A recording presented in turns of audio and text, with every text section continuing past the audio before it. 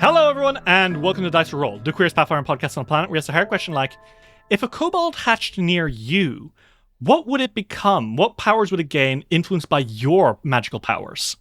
Oh, it would be really good at boys' love.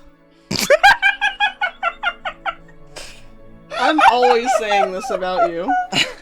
Without hesitation, Ritz says, yeah, any kobold near me is ontologically a f***.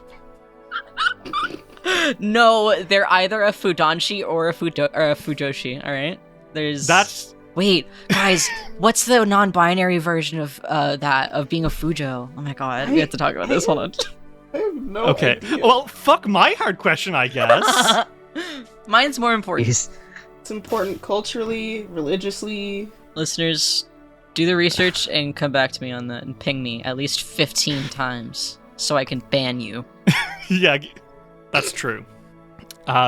Fucking get back to us with the lesser hard question. But right now, I want to hear the real Fucking cunt.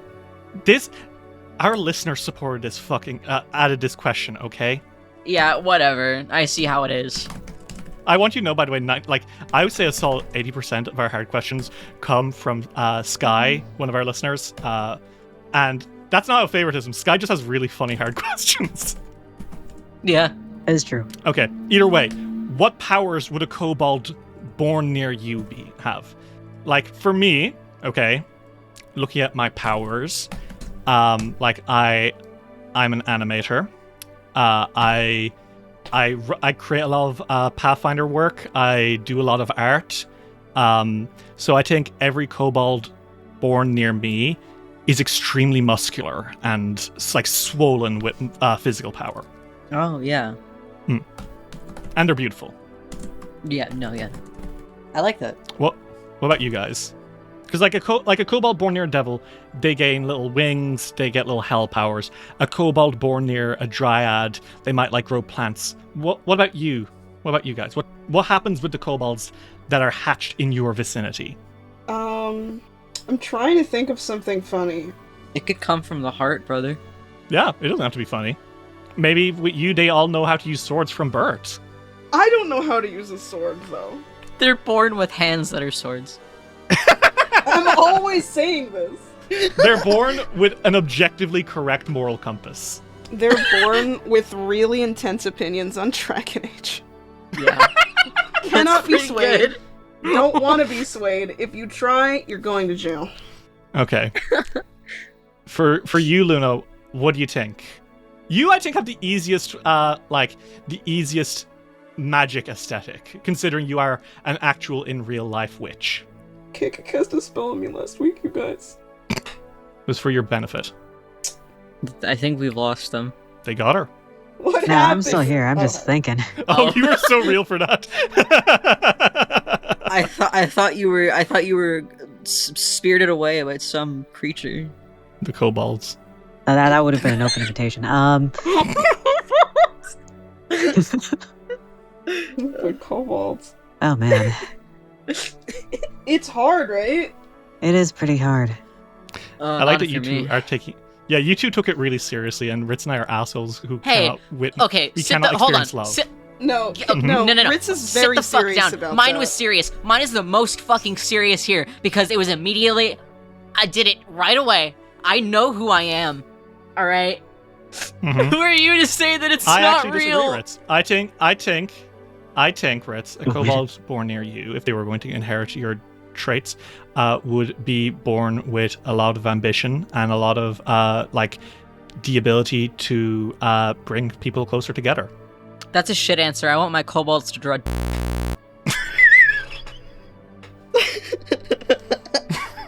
I have to censor that. Fair enough.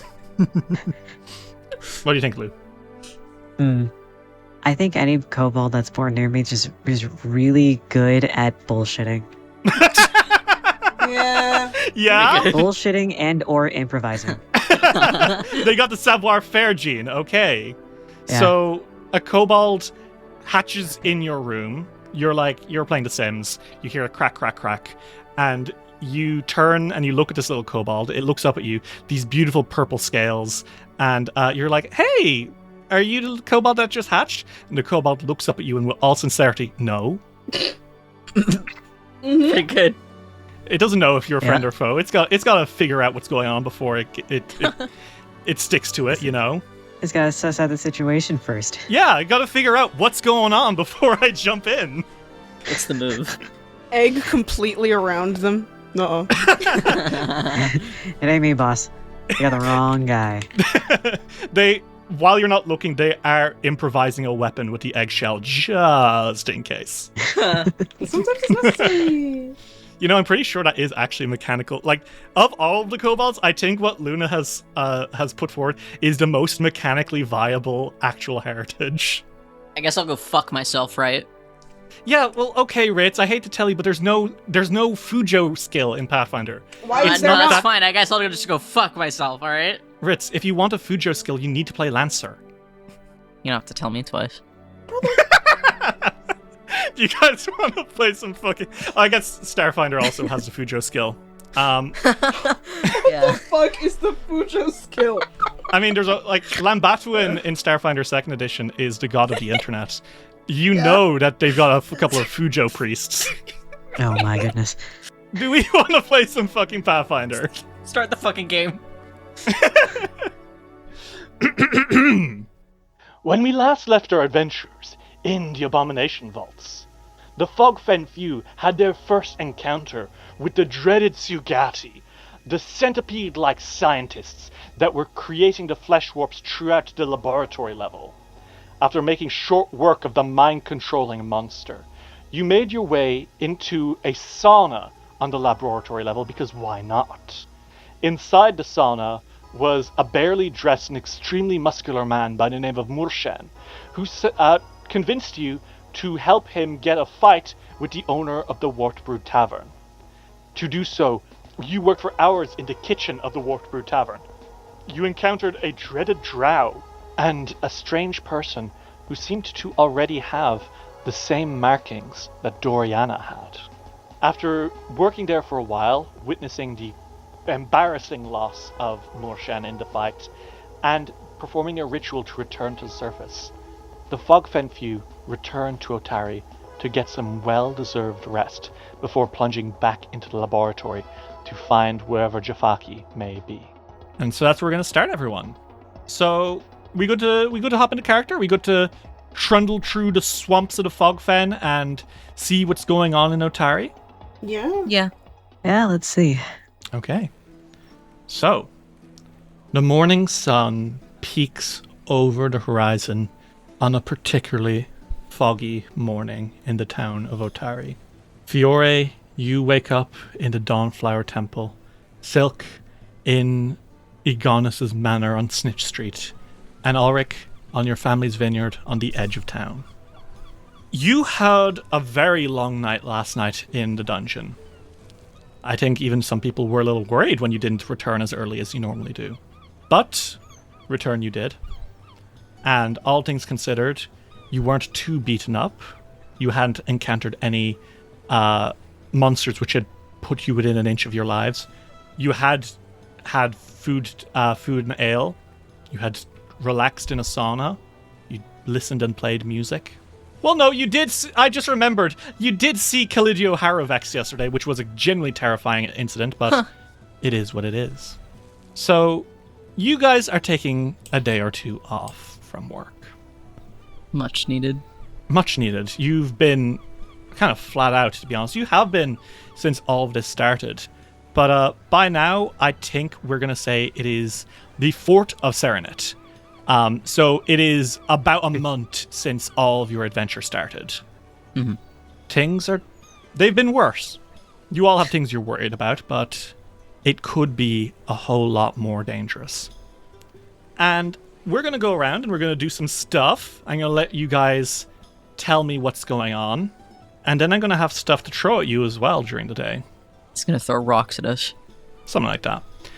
So who wants to go first? Who wants to have a nice day in town first? We're going to ease into the good stuff. Jesus. I could use some happiness. Okay.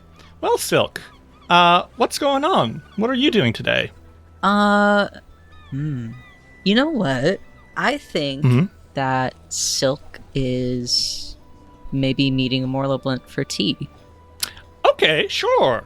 And when I say that, Silk has prepared tea on his own, and he is bringing a picnic basket to his shop. Have you cleared this with him? No. Sure. Okay. Silk, you make your way into Odd Stories. And as you enter, you see Morloblint, and he's talking to Kalt. And, for a brief moment, he seems truly happy. Shame. Maury! That happiness fades. Morloblint turns to you, his thick glasses sliding down his nose a bit, and it's really incredible to see a face go from like a genuine smile to a scowl in a matter of moments. It's something he's really proud of, I think. Morloblint turns back to you, and he furrows his brow, and he says, Silk, I see you've brought something. Oh goodness, could this be books you are intending to sell from your journeys into the dungeon? Oh, no, I'm not coming here for business, Maury. I came to see you. Well, you see, the thing is, Silk, these are my business hours. So generally when someone comes to me, it would be in order to do business. You know, the strange thing about your business, Maury, is that I don't see anyone in here shopping. His jaw drops a little bit. So I've brought you lots of blends today, and he puts the basket down on the counter. Carlt comes over and says, oh, can I have some? Oh, of course, dear. Thank you very much. And he says, don't encourage... Silk, I appreciate that you are looking to strike up conversation, but... He's setting up teacups. Okay, well, the ship has sailed, hasn't it? Yes. All right, fine. It's a quiet hour. It's, people are on lunch break. Lunch break just ended, so people are busy. Show me what you have. Oh, sure. Silk takes out a really, really nice, I don't know anything about tea, and everyone's about to realize that. But he takes out a really nice, what the fuck is it called? The one you make the tea in? Kettle. A cup of tea. Okay. A No way teapot? you didn't know what a fucking Okay. Even No, I'm not this I know bad. what a kettle is, but I'm not sure if it's so a porcelain set. Is that what the big one is called? No, that would be Is a that right? teapot, specifically, tea- right? Okay. A teapot. Wow. Okay. I'm looking Guys. at your one hero point and considering taking it away. Bruh. I'm sorry. I hate tea and I don't have it. He takes out a really nice, really tall teapot. It of course is blue crystal with a golden paint. Okay. He's brought from Absalom, and he did bring multiple glasses because he was hoping that Carl was joining him. So he sets that down, and he has a few different blends in these really small mason jars, and he's brought one of those little mesh ball things that you put in tea when it's loose leaf. Mm-hmm. And they're all labeled, and he sets them on the counter. He's like, Well, you can pick your poison. This isn't actually poisoned, I hope. It is. An easy out, I see. He goes and makes a hand for it. So, he leans back and says, what's the gossip from the dungeon? Do you really want to know? I don't want to freak you out. Okay. Well, I was expecting some light-hearted gossip that you'd found the other Rose Guards or something, but now I'm a little concerned. Well, if you want something lighthearted, I did. Well, this might be a little salacious for the beginning of tea, but Okay. We did find a sauna down there, and we did make use of it. Okay. Wow. Morloblint's brow furrows, and Carlta's brows rise. And Carl says, I don't believe you. Would you like to go down there with me? He looks to Morloblint for permission, and Morloblint shakes his head. Morloblint says, there's no way. I can believe a lot of things about the Abomination vaults. I can believe that there are servants of the evil sorcerer Spellcora still at work. I can believe that one of our own was kidnapped by a man made out of maggots. What I cannot believe for even an instant is that at some point a designer of the vaults was like, do you know what this place needs? A functioning sauna that will work in 500 years' time. Is that what you're telling me? Well, there's been upkeep, you know. There was a lot of people down there when it was sealed off, and they haven't exactly stopped existing. Carrolt kind of shifts a bit and says, wait, like, so the vaults are populated by more than just monsters? It's a living ecosystem. There's a tavern down there that you might enjoy. Okay, but you're just making shit up. I'm not fucking with you. You are totally fucking with me. There's no way there's a goddamn tavern. Listen, I will take you down there. Oh my god, you're not joking. I'm not joking. Well, you have to record this. He fucking grabs an empty piece of paper and shoves it at you. You're Silk. We're all aware that you have had more money in the past than you might have currently. And let me tell you something right now.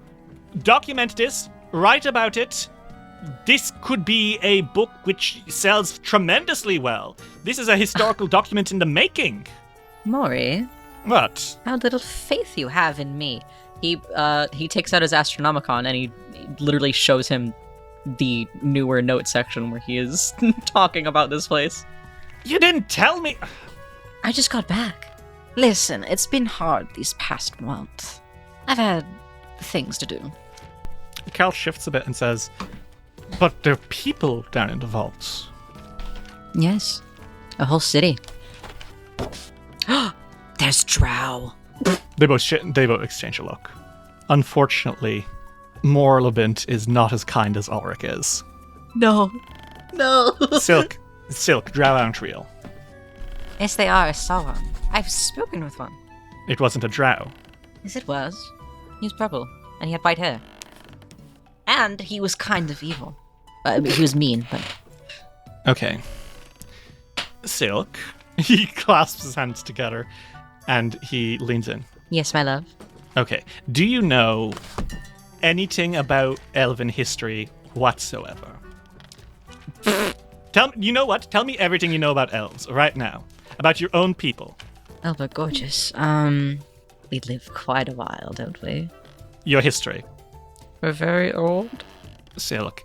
Listen, I am less interested in the histories of peoples as a whole. I'm more interested in locations. Okay, well, all I will tell you is that it has been...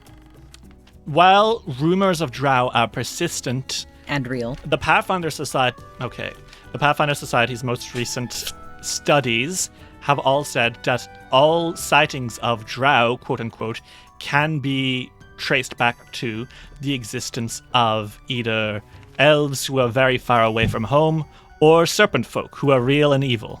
Well, I'd know if it was a serpent folk, right? Would you? I'm not dumb. What do they look like?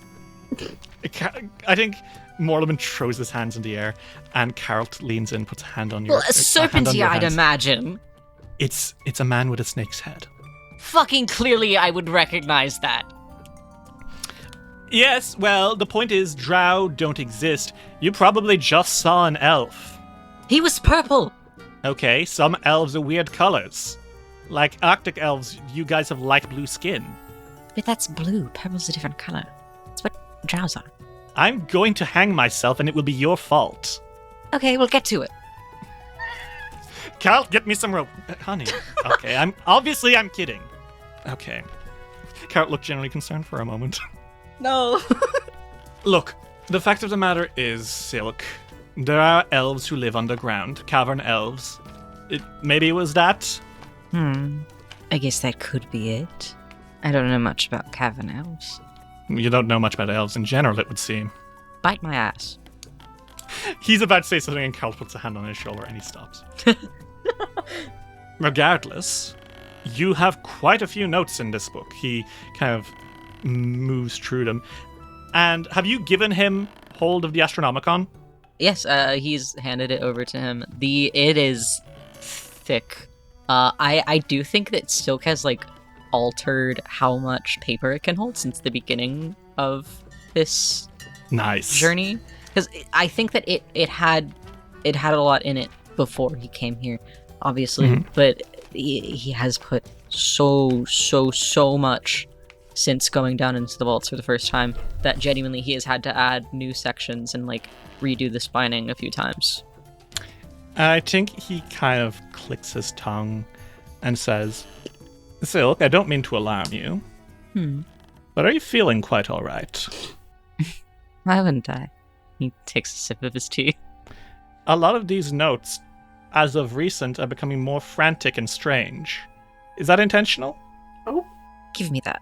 Well, no, look. He fucking flips to the front of the page. Handwriting here, as this was 3 years ago. Handwriting here. Look, I've had to write a lot of things in a hurry.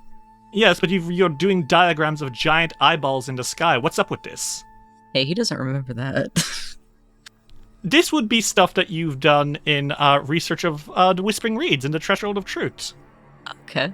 You have been studying those, haven't you? Yeah, he has. A lot. Like, there's a lot of stuff here, like Nimbalot? No. He grabs the book from him. Okay, whoa. Look, it's esoteric things that you would be best to forget. Okay? Silk, you know that you can come to talk if you ever need to.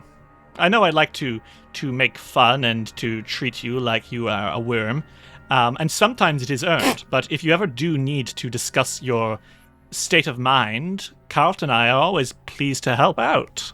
He looks a little, like, almost emotionally, like, ragged for a second. It's very kind of you to offer something like that, Maureen. I mean it. I do care a lot for you as a friend. It's just not a problem that requires attention. Silk, I've read countless books of mages who fell to madness. Please be careful, and I do mean that. I'm doing what I need to, and I am doing my best to take proper precautions as much as I can. I'll be okay. Okay, if you say so. I do. And I think Carl clears his throat and says, regardless, I want to know more about this tavern you talked about because, hey, if I don't know what happens at the end of this adventure, but if there are people in the dungeon, maybe we're going to have to learn how to live alongside the Abomination vaults. And I want to know about this new tavern that's in town, maybe. Ooh, wouldn't that be fun? Oh, I have to tell you about...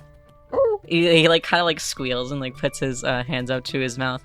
Ricky did the most wonderful performance down there. I have to tell you all about it. And so, Silk, you gush a little bit to Carlt and Morlabent about your time in the dungeon, while quietly brushing away the fact that you're going through quite a lot since you got here. A little bit. And I think it's a good place to end that scene, huh? Yeah. Fiori and Ulrich, which of you wants to go next? Do either of you have scene ideas that you'd like to do? Maybe to, like, check on Doriana, see how she's doing, but that's about everything for Ulrich. Okay. Well, if you want to go check on Doriana, I'm sure it'll be okay. Oh, I'm sure. Okay. Ulrich, you make your way up the winding road to the Menheim's Manor. So, I want to ask, how is Ulrich doing as you make your way up the road? Certainly, the last time you interacted with the Menheims, it wasn't going great, was it? It wasn't pleasant. Definitely not. What, do you remember what it is you discovered last time? Outcast curse. How interesting. And as you make your way back into the place, and I think you have, like I said, an innate spell with detect magic. I think that's constantly pinging. Ulrich, it's still here, and it's back. My next question is, what is the status of the Staff of the Dreamlands? The staff is still... I think the staff itself is still there. The ruby is supposed to be inside the doll, and Silk has the one that Ulrich thought was the source of the bad stuff. Okay. So yeah, you snuck it back in, right? Yeah, Silk was able to sneak it back inside because it got swapped somehow. Yeah. So, Ulrich, you make your way back into Menhim's Manor. You knock on the front door, and the butler lets you in again. You find Mayor Menhim's, and he is in the middle of a meeting, it looks like, with some local logging consortium people. He is in the logging business. When he's not mayoring about, he is a big player in the local logging industry. He smiles when he sees you, and, gestures for you to wait. And as you kind of stand outside the door where he's speaking about business, you do still sense that there is a curse on him. It is still here, and it's still powerful, which I reckon is probably not ideal, right? It's definitely worrying. Regardless, he does come out after a little while, and he smiles and says, Ulrich, good afternoon, my boy. How have the ventures into the Abomination vaults been? Productive. We've definitely explored more. Thinks about telling him about the fucking Fleshwarps. Does not say anything. What's he gonna do about it except worry at this point? Yeah, Ulrich's like, I'm just gonna not do this one this time. But everything has pretty much been fine. He lies. That is excellent to hear. I hope that you are getting closer and closer every day to uncovering the mystery of Belcora and the curse she has placed on this town, or what have you. Now, yes. What can I help you with today? Well, I wanted to check and see how things were going here. With Doriana and everything. He clicks his tongue a little bit, and he says, well, I have excellent news. Yes? The situation has more or less resolved itself. How do you mean? Doriana is not having nightmares half as much as she used to. That is a good thing. She isn't waking up screaming anymore, and she's been overall quite quiet. So, overall, we are satisfied with how she has progressed. And surely we thank you for whatever work you have done in the background to help end the unpleasantness. Ulrich squints and makes sure that he takes like a couple seconds to make sure his magic ping is pinging correctly. Dude's fucking outcast cursed to hell. Yeah, when that happens, Ulrich says, I see. You say that she's been quiet. Does that mean that she's been around, just not really talking, or? Yes, she's mostly just been calm. You can go talk to her if you want, if that helps you confirm that the problem has been dealt with. Okay. I will check on her. Thank you for letting me know. And he just smiles pretty like proudly. Like he seems pretty pleased with how the situation has turned out by the looks of it.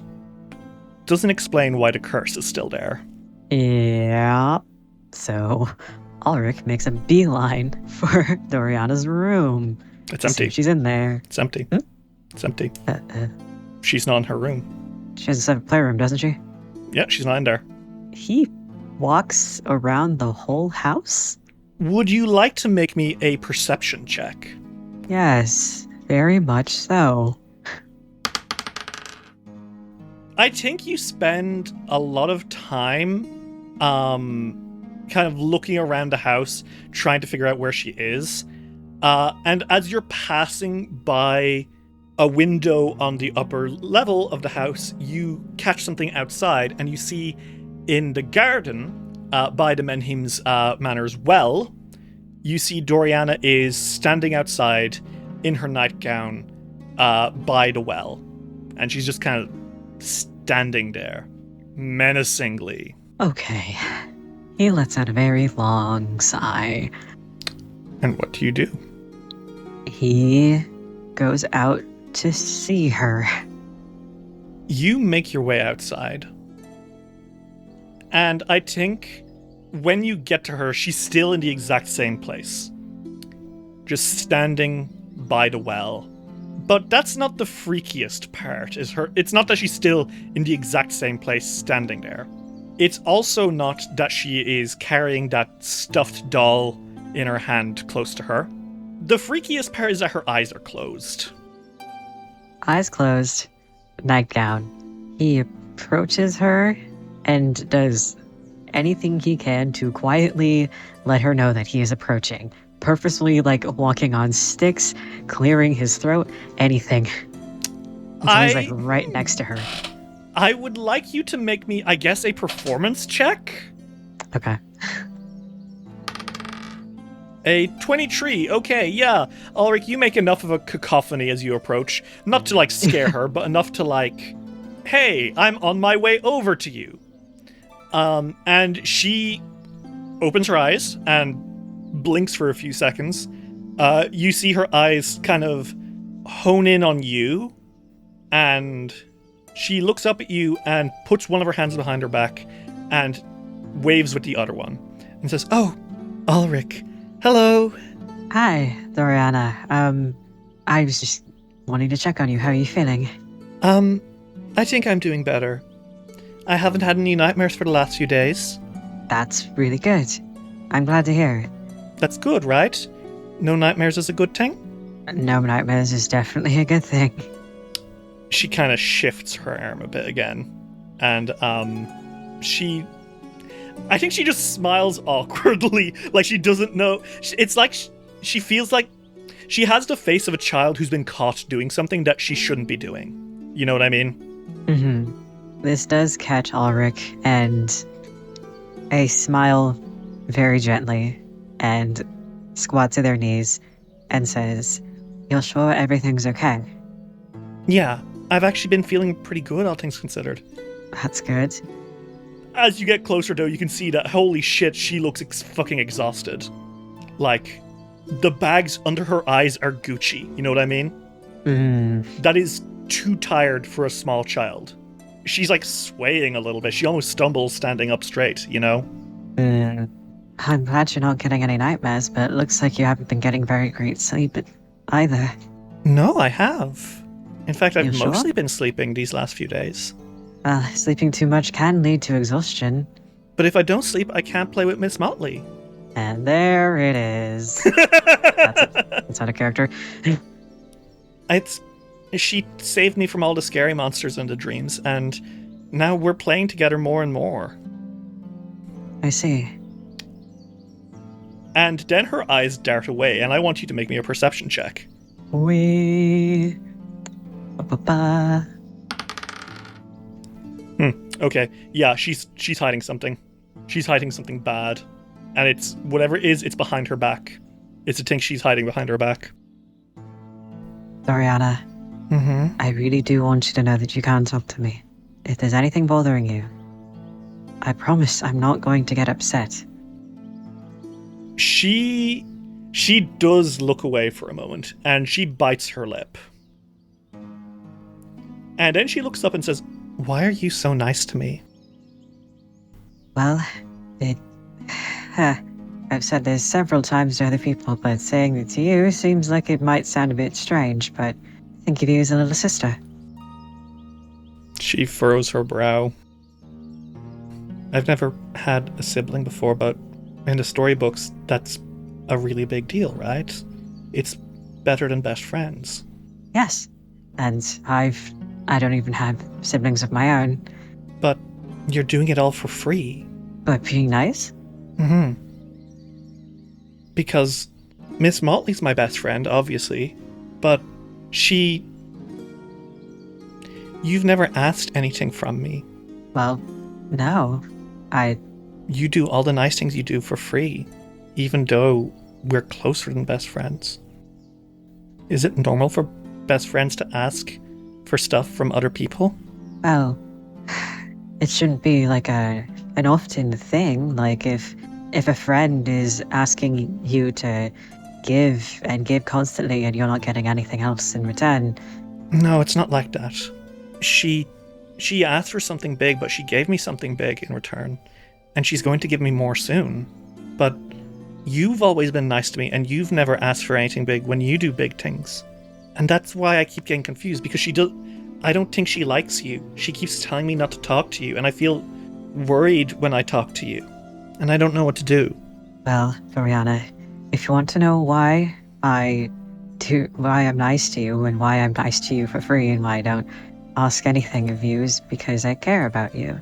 She cares about me too, but she said the only way to save me from the bad dreams and to get ready to go with her on adventures, and real adventures, not just the dream ones, was if I gave her something. And what did she request? And very gently, Doriana takes out the thing that was behind her back. And Ulrich, her hand is empty, because it's not anything that she's hiding behind her back. It's her arm. The arm that had the bruises on it. The ones that made a date. Ulrich, her arm is withered. Oh my god. Doriana's right arm is that of an old woman. It is dark blue, like it hasn't had oxygen in weeks. It is wrinkled. Her nails are dirty. Her cuticles are a fucking mess, let's be real. Her elbow is bumpy and her skin sags off the bone. And she seems really fucked up while she's showing, like, she seems like really, really, really worried as she's showing you this. Then he remembers the person he met down in the tavern. Yeah, what happened there? She took my arm. That's strange. She looks up at you with these big, wet eyes, and she says, the nightmares were getting really bad, and Miss Motley said that she'd take care of me, and she'd make sure that I never had to have bad dreams again. And all she asked for was a token, and I said yes. And I woke up and my arm was like this, and I thought it was okay because she's my best friend, and she wants to take care of me. And I haven't had any nightmares, and I've been sleeping a lot more than I ever have, and they've been lovely dreams, but every time I'm awake, I see this hand, and I worry something really bad is happening. I also want to make sure that you're safe, and that you don't have to deal with nightmares or something like this. Nothing in return. I just want to make sure that you are safe in your own bed, in your own dreams. She keeps talking about how very soon we'll really go on adventures. And I don't know what that means. And I'm starting to get a little worried that maybe Miss Motley isn't a good friend. Well, definitely would say that a good friend who says that they'll take care of nightmares just takes care of them rather than reducing it onto this.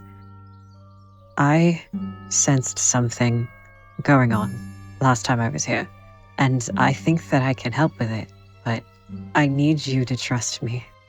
That's what she said to me. I know. But I do trust you. Okay. This is a first step, but I'm going to cast a Cleanse Affliction. Is this okay? The other part of the spell is that the person I'm casting this on has to be willing to accept it. Okay. I think so. Okay. And Ulrich casts a 4th level Cleanse Affliction, which does counteract curses. Okay. And will you hit me that juicy counteract button? 32. So you rolled a 32. And let me see. Do you beat the DC with a 32? I'm hoping for a yes. Let's find out. Ulrich, a white light pulses out of you. And for a moment, you feel calm. And Doriana looks up at you. And she shakes just a little bit. And I want to ask, what is it you were trying to counteract exactly? The Outcast Curse? You do this, and Ulrich, you close your eyes, and you send out another Detect Magic, and you find nothing. Is it gone? It seems to be gone. Okay. Did it work? Have you sent Miss Motley away? I've counteracted a curse that was affecting you, and affecting your household. It's far as I can tell, there's nothing. I don't sense it. I don't sense it anymore. Okay, is it over?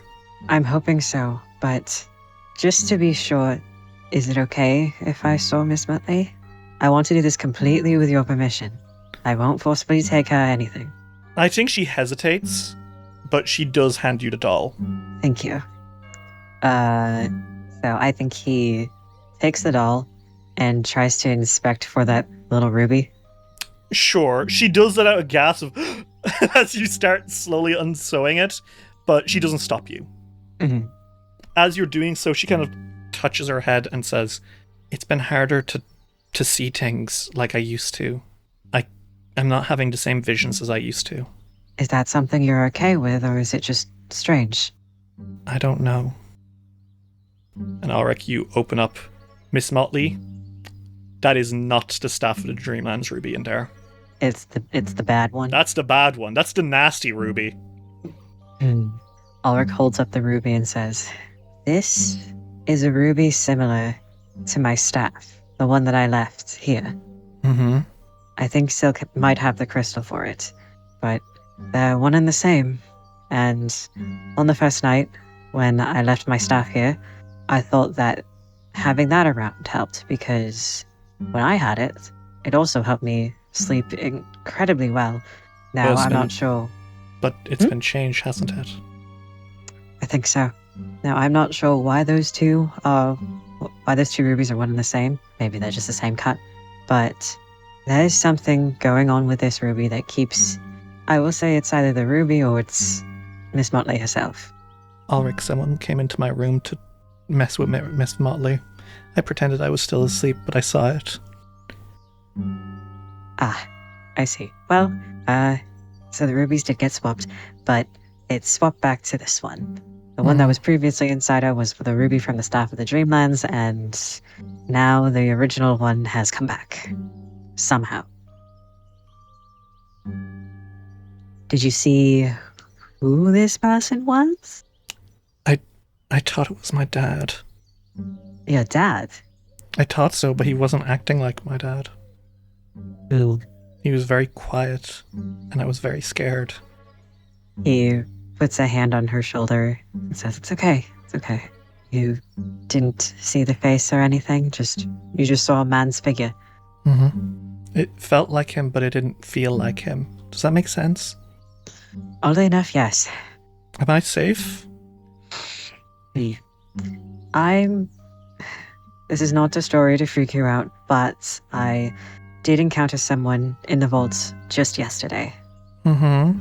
There was someone working in the vaults who pulled me aside as if they sort of knew and recognized me. I've never seen that person before in my life, but they had similar bruises to your arm, just in a different pattern. And they told me, don't let anything happen to her. Like they knew what I was thinking about. And something happened to their arm too. Now, I promised to them and to you that I wouldn't let anything happen to you, anything bad. The Outcast Curse is a step forward, but if needed, and if you would like, you could have a big brother and a personal bodyguard. Maybe that'll be good. I'm worried. Well then, I shall be stationed here for the night. I load up on a lot of caffeine beforehand, and make sure that you are safe and no one enters your room without me possibly pointing an arrow in their face. She nods a little bit and she smiles and relaxes. And so you're staying tonight? Yes. Awesome, okay. Ulrich, you make your way to Mayor Menheim's, and he seems completely different. Like he... Oh, yeah? Yeah, no. The moment he sees Doriana, he's like, oh my god. He's like all over her. He's like, oh my god, you look like you haven't slept in weeks. Doriana, what's wrong? Do you need a cocoa? Aw. So everything seems to be okay. Probably. I think at some point Ulrich did inspect the arm. What was the date again? The date on it is the 15th of Serenit 4722. Today Oh, it is goody. the fort. Yeah, 11 days. Oh boy. It'll probably be fine, right? Surely. No. No, it will not. Well, you're here to protect her, so it'll be all right. And I think... Is that a good place to end this scene for now? We might come back Yes. to you. Oh, okay. Yes. Then, all right. You can ask the others if they want to come help if you want. Or you can do it solo. It is completely your call. I think Ulrich does ask, just to see if they feel like it. Okay. They want to be on guard duty. Okay. Silk and Fiore, you two are invited, and we'll come back to that, I think. Right? Mhm. Okay. I'm sure things will be fine. Mm-hmm. How are we all feeling? Jesus Christ. I'm glad it's over somewhat. Oh yeah, don't worry. It's all uphill from here, guys. Don't worry. Yeah, no. I don't Let's kill trust this that. guy. Yeah. Okay. Fiore, Mm-hmm. I think I have an idea for a scene that is interesting. Fiore, you are going around doing your daily tasks, because of course you are. Mm-hmm. When you are approached in the evening by a long-legged lady, our very own Rin Savinksi. Oh. Rin sees you and she speed walks towards you, and she's like, Fiore! Ah, wow! You are not an easy man to find. None of you are. You are so busy with your quest. Well, today I've just kind of been walking around town. Yes, you walk a lot and very fast. Well, that part is true. Look, he'll... I tried to talk to it with Mr. Ulrich the other day, but it has been very... He got called away because there was an emergency at the manor, and I need to ask for some advice from seasoned adventurers like yourself. Yeah, anything. How can I help? Fiore, you know the hounds? Of Tindalos? You know about them. You've been told. Did Ulrich tell you? You mentioned hounds, and then I did research for you. Oh, that's so wonderful. Look, okay. This is great. I don't have to explain too much then. Except I do. I have a lot to say. Okay. Fiore, and as she's saying this, you feel a nudge on your leg. He looks down. And it is a short fellow, a halfling, and he's kind of looking up at you, squinting, and says, Hey, look, I'm really sorry to interrupt you. You're Sun Chaser, right? Yes? You... Fogfen Few? That's that whole thing? Uh-huh. You've never seen this guy in your life, for what it's worth. He's like, how can I help you? The halfling kind of puts his hands on his hips and says, I want to... Do you know where Ulrich Revra is? Right now? I'm Right not- now. He's not at his house, and I don't know enough about him to figure out anything. I'm sorry. I'm not, familiar with you? Yeah, probably. And he kind of looks at Rin, and he looks back at you, and he says, Yeah, I'm just an acquaintance of Ulrich's, we'll say, and I'm just trying to talk to him. I can tell you more, but I probably shouldn't, blab in front of. And Rin puts her hands and says, You can go handle this. My thing's not that important. Don't worry about it. Haha. Well, Rin, why don't you come with me? If you're worried about being in danger or something, you could just come with me. Oh, I'm not in danger, I think. Are you okay? Well, he sort of turns to the... It was a halfling? Yeah. He turns to the halfling and says, give me one moment, okay? Jeez, okay. Sure. Yeah, you do that.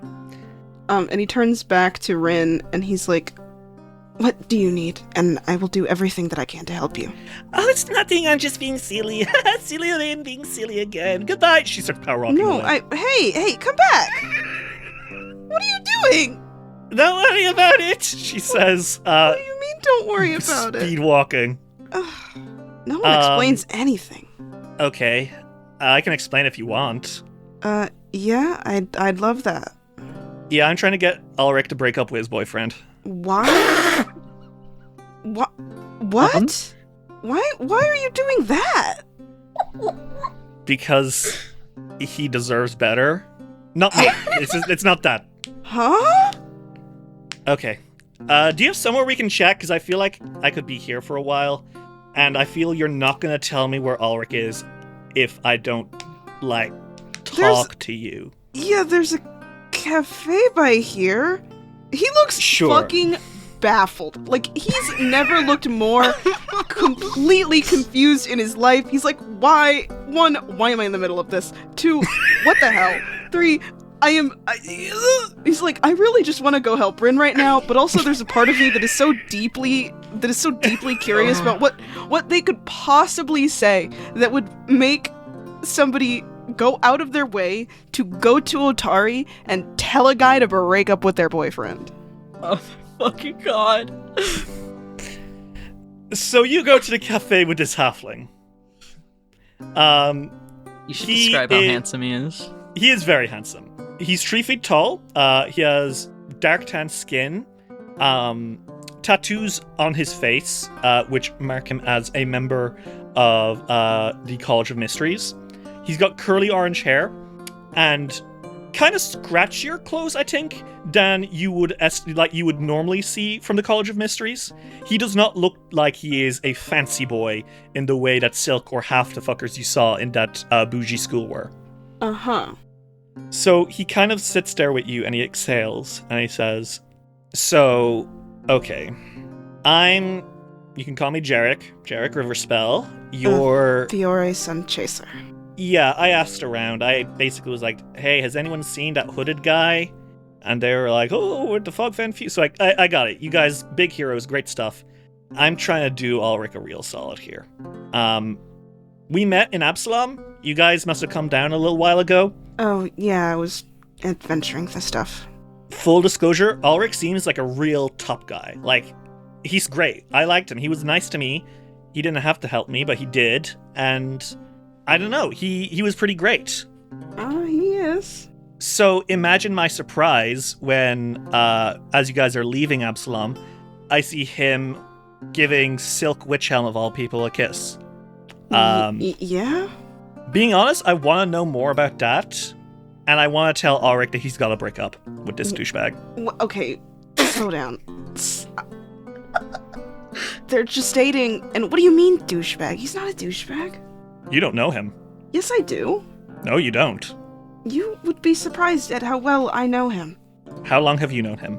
A month, and listen, I know. I have known people better in a month than I have in years before. I don't think Silk is and he puts in quotes, douchebag. He can be a bit fussy, but that's just his personality. That's what I thought too. Uh-huh. Look, Silk and I are exes. I see. Well, actually, technically, maybe we're still together. I don't know. He never broke up with me. He makes a face. We met maybe 5 or 6 years ago. It was his second time trying to study in the College of Mysteries. My first time. We were in the same classes. He was my first proper relationship, and for that first year, things were pretty good, honestly. He was funny and witty, playful, and smarter than he looks. And he already looks pretty smart. Mm-hmm. But the problem with Silk Witchhelm, and something that you didn't know, something that I didn't know and you don't know right now, and Ulrich doesn't know, and that's the important thing, is that Silk Witchhelm is a huge piece of shit. In what way? Where do I start? We were doing well. We were dating for a year. And obviously we were a little bit flighty. It's, college. But Fiore has no idea what that even means. He's pretending he understands. He's like, mm-hmm. But I tried to do good by him. I tried to make sure that people were safe and comfortable. And I thought we were doing well. And one day I asked him if he wanted to move in with me. Not being even serious, just to a shared flat, not too far from the college, instead of sleeping in the dorms where we had to bypass all these fucking rituals every night to be able to see each other after lights out, you know? I see. And still started pretending like I didn't exist. He left me on my own. He would start ignoring me when I left messages for him with my missive stone. If I approached him in public, he'd walk away, you know? I didn't realize I was his ex until a little while later. 2 months of no contact, and I saw him with someone else, you know? So that obviously didn't make me very happy. I wouldn't imagine it would. I'm sorry, for what it's worth. You didn't deserve that. Yeah, I confronted him, and it went really bad. Like, really, really bad. Mm-hmm. I said some stuff that wasn't great, but he said some stuff that really wasn't great. And it was the mother of all breakup fights, even though we'd technically at that point broken up half a year ago, you know? I've seen him pick people up, date them, and leave them. And then 2 years ago, he vanishes from the school. Officially, he's supposed to be doing studies here in Otari, from what I understand. But, yeah, I don't think he is. And when I saw him with Ulrich, who seems like a really nice fucking guy, I'm not just gonna dip and leave him, you know? Someone needs to give him a heads up of the kind of guy he's dating. I'm sorry that this happened at all to you. He like froze his eyebrows a little bit. That wasn't right, and if he had wanted to break up, he should have just communicated that with you. Not all relationships are forever, but you should always have closure. I've been paying attention to them. Mm-hmm. And they seem okay. Genuinely. I don't know if there's a dungeon that we've been exploring. It goes pretty deep. Yeah, I've heard about it. Yeah. And it's not... We've been through some things that are bad enough that I feel like if Silk didn't want to be there, he would have left. He would have stopped going. It's the kind of thing that you don't just do on a whim. Mm-hmm. I can't speak for what Silk has been like in the past. I can't speak to his character in the past.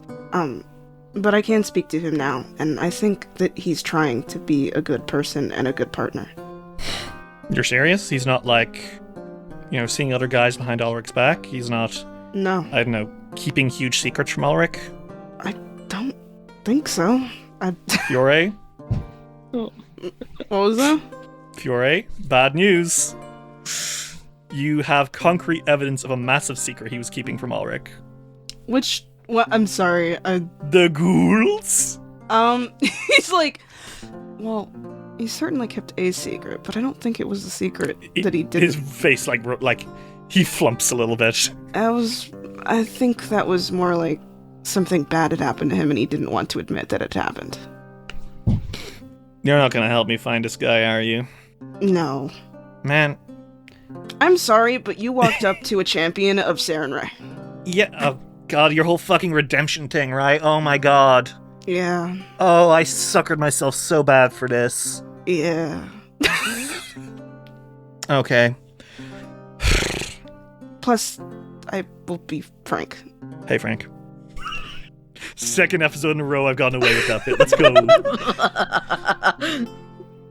If you do find Ulrich and tell him, I don't think they'll break up. He puts his face in his hands. I am best friends with both of them. If Silk ever did something to hurt Ulrich, I would kick his ass. And I mean that. Do you promise that? You're like a justice champion paladin guy, right? Like when you make a promise, you have to keep that kind of thing, right? Yes. I mean, I might not physically fight him, but I will not let it happen. Jarek here kind of bites his lip a little bit, and he looks you up and down. Okay, sure. If Silk messes up Ulrich's heart, you are now honor-bound to chew him a new one. I believe in redemption, but redemption starts with accepting that you did something wrong. I'm still gonna talk to Ulrich. I'm here for like a few days. I got a week off from school. Objectively, it's to check in with Silk about his whole essay thing from his mom, who doesn't know I've been... Who doesn't know you've been? With her son. He bows his head slightly. You kept your relationship a secret from the parents? She's a very important woman in that school. You do not want to get on her bad side. Hey, if she knew that we were exes, I'm here on a scholarship, dude. Fiore thinks about the type of dead meat.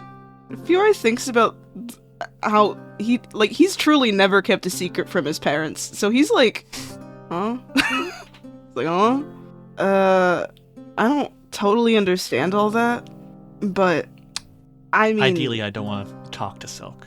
I think our last conversation tied things up nicely for us. So I'm gonna try find Ulrich. I can't imagine that talking to each other again. If you do talk to him, do you want me to... Oh, hell no, do not tell them I'm here. Oh my god. If he asks, I can't lie. Can you, distort the truth? I don't like to. It gives me sunburn. What the hell? Dude, you picked, the worst religion. No offense. Excuse you? No offense, I mean it Guy who asks me for help. I'm sorry, man. I get all jumpy and aggressive when I'm nervous, okay? It's fine. I know, you're just... It's okay. Just... Yeah. If he being asks, honest, being I in the can't same lie. fucking town as Silk in the first place is kind of extremely anxiety-inducing. I don't know, maybe he'll fucking turn me into a frog or some shit. I highly doubt he'd do that. But if you're trying to avoid him, Morlevin's bookstore, he's there a lot. Okay. And what about Ulrich? Where can I find Ulrich? He tries one last time. I am pretty sure he is actually genuinely pretty busy right now. He throws his hands in the air. We've got some really important stuff we're trying to handle. Okay, well, I'll try catch you at some point. I'll be here for a while at least. If you need me, I live at the temple. Okay, and hey, for what it's worth, you seem like a real sweet guy, Mr. Sunchaser. Genuinely. Thank you. You deserve better too. I don't know how to respond to that. Smile! Move to Absalom, be my buddy. He says as he's getting up. I like Otari. Hey, I can see why. He says he kind of looks around, and he seems to generally mean it. He seems to really like this place. Well, enjoy the town while you're here. He nods and says, I'll do my best, man. I'll do my best. And with that, he pulls a hood up and he scampers out into the shadows. As you are sitting there, Fiore, how are you doing? That was interesting. Fiore's not really... He's like, what the hell? Now I know a bunch of drama about Silk's last relationship that he truly didn't... He feels guilty for knowing it. Like he's broken a promise to Silk that he never made. You know what I mean? Where it's like, why do I know this? Yeah. I'm gonna be living with the guilt for the rest of my fucking life. That's how Fiore feels right now.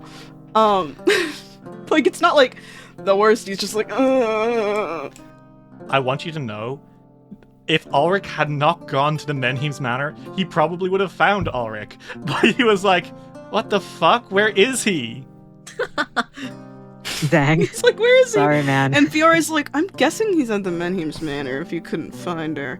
I'm not gonna subject either of those two to that, because I can't imagine that Fiore would want to send this guy who's just kind of trying to look out for... Literally just trying to look out for this guy he met once, which is the funniest thing I've ever seen, to the little girl who has been cursed and is living in her own personal horror movie. Hey, Ulrich, do you want to break up with this guy? Right now, I'm trying to make sure this small child doesn't get possessed. He's like, I'm a bit busy. Jesus fucking Christ. Hey, Sorry, girlie. man, I'm with my little sister. I'm so sorry to be telling you this right now, but I just don't think that the boy you're dating right now is good news. I want you to know that when this scene started, Ritz and Luna fucking typed up a storm of horror in the chat. The moment you said halfling, I typed no fucking shot.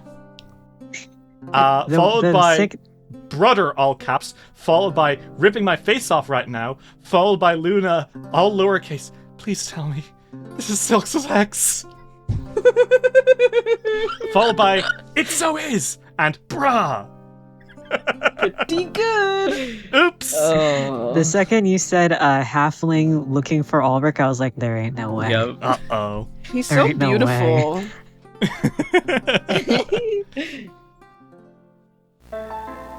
Dice Will Roll will return after these messages. We now return to Dice Will Roll. So, Silk and Fiore, would you guys like to go back to Menheim's Manor to help Ulrich just stake out the night? Make sure everything's okay. Yeah, sure. Well, Fiore will absolutely do that. Okay. So, night time comes. The three of you meet in front of the Menheim's Manor. And I want to ask, how does this go as you all meet up with each other? All you know is that Ulrich has just asked that you all stay the night in the manor. The conversation likely would have gone, if you have time and are free, I am not saying that you have to. I'm going to be staking out, and I want to know if you guys would like to join. Silk's answer was an enthusiastic yes, and a promise that he will bring sleepover supplies. Fiore was like, of course I can. Just give me a minute. I need to get ready. You bring your mole plushie? Yeah, he shows up in pajamas. His parents sewed him. You're here for the slumby. Dude, I'm here for the slumby. What's up? What? Not this Slumby is a word that Alden would say. Yeah. Alden So shows awesome. up at Icarus Place like, it's time for the slumby. Yeah, they slumby together a lot. So, Luna, my Miss my voice. question is, what exactly what did you do with the ruby? Ulrich has it pocketed, I think. He didn't put it back in the doll at all. I think he just kept it in his hand. Probably because he forgot about it, let's be honest. But as soon as he remembered that it was in his hand, he was like, oh, pockets. Okay. So, you guys meet up in front of the manor. How are you all doing? Well enough. Fiore is filled with deep guilt. Oh, no. Silk smiles at him, and he's got like a really nice carpet bag that's like hovering behind him. And he's like, Ready for the night? Ulrich smiles. You could tell that it's a very tired smile. And he's like, yeah, I'm ready for anything that could possibly happen. Hopefully it's not dangerous. Oh, darling, if something happens, we'll be okay. Yeah, and I really do appreciate you, both of you, being here. Of course. Anything and any time. I think also gives them the rundown of like what Doriana has told him as well, just so that way they know and are aware of what's exactly been going on. And he does mention the man that took the ruby and put it in the doll, and that Doriana thought it was her dad, but also didn't feel like it was her dad. That thing. Great. I did Cleanse Affliction, so it seems like her father is back to being his very caring fatherly self, but That's good. she still doesn't feel safe, and she doesn't believe that Miss Motley is being a very good friend, so that's why I'm here. I'm quite happy to hear her eyes are open. Yeah, I? it's not the best, but it's also better than our just thinking that Miss Motley is helping. Yes. It is very hard to break the news to a small child that the person that you think has been very friendly, the friend that you thought has been a friend is not really, and that being your only friend as well. Is it really this hard being a sibling? Yes. I'm not a sibling, but I imagine it would be. Okay, well, Giving the truths of the world to a young, sweet thing is incredibly hard. good to know. It will never get easier. Good to know. He's grimacing. So, Mayor Menhims has allowed you to enter the manor, and you're allowed to. You've basically got free run of the place. What is it that you're planning to do tonight? Oh god, probably face masks. And cucumbers on the eyes. I'm always saying this. I'm not fucking around. I'm not joking. Okay, Silk, you're doing face masks. Being That's here what does you're not here. stop his skincare routine. Okay, Borbo has he is dutifully cutting up cucumbers for you, and he looks Good. up at you and he says, Master Silk, have you ever considered pickling the cucumbers to make gherkins? Absolutely not. No way in But- hell. But, no. These are for cosmetic purposes. I'm not eating them. Afterwards, when you're done, It seems a little gross, Borbo. I'll wash them You can't even eat them. for you. But I have other things I can snack on. Yes, but you've never had my pickles, for which I am named after. Well, if I am to have your famous pickles, then I will give you curated and very well-grown produce to make them with. Yippee! he waves that knife around. Put that down. Ulrich and Fiore, what's the plan tonight? What they're trying to do is essentially protect her from anything. Yeah, make sure nothing weird happens tonight. I think Fiore's plan is to try and distract her. Like, not like, oh, literally just trying to distract her, but just keep her mind busy and look out for her. But, like, he is concerned about her. She is mostly she is mostly sleeping. Interesting. It is 5 p.m. when you get there, she's asleep. No. And Ulrich, what about you? I think Ulrich is mainly just like checking up on her every so often, making sure that she's okay, making sure that she's sleeping peacefully. Every so often he'll check to see if the ruby's still in his pocket. Seems good. So far, at least. You have the ruby in your pocket. You're God keeping damn an it, eye man. on it. She's mostly just going to sleep. And Mayor Menhims, he kind of like comes up to this and, so you're sure everything's okay and you're going to keep a good eye? Are you all going to stay up? What Well, is my daughter going to be safe? I imagine we'll probably end up sleeping in shifts the same way that we do, the same way that I would if we were in a dungeon. This is a bit safer than the dungeon. I will do everything that I can to protect her. Okay. Well, I wish you all a good night.